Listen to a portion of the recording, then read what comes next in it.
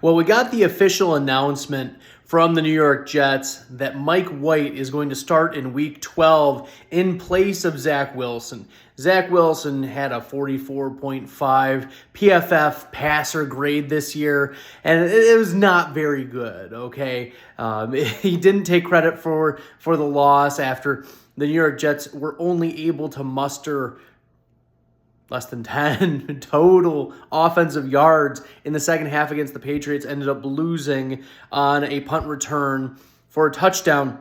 Now, here's the thing, is Mike White played 4 games last year for the Jets. And in those 4 games, 3 of them he finished outside of the top 20 of quarterbacks. He had 1 top 10 finish. And everyone thinks, oh, this is such a good thing. It's at least an improvement. I mean, it'll probably be good enough to improve for Elijah Moore, and if Corey Davis plays for Corey Davis, and Garrett Wilson, and Tyler Conklin, Michael Carter, at least there's hope now. With Zach Wilson throwing the ball, there's not a lot of hope.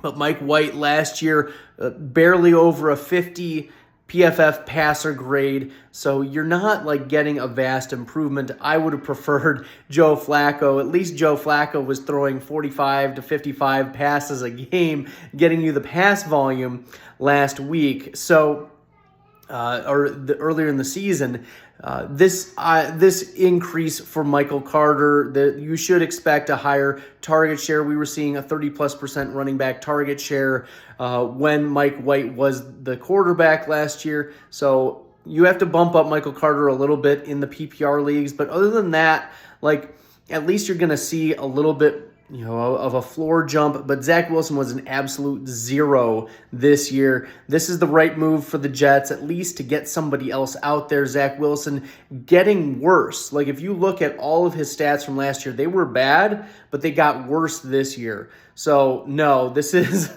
Zach Wilson was the wrong choice for the Jets at the 102. You have to think that they were regretting choosing Zach Wilson over Justin Fields, for instance. And it was honestly kind of bizarre. If you remember a couple years ago, before the NFL draft, the Jets were set on drafting Zach Wilson, and yet Zach Wilson was not the consensus number 2 play. In the combine, he had a really nice deep throw, and that's what sold the Jets.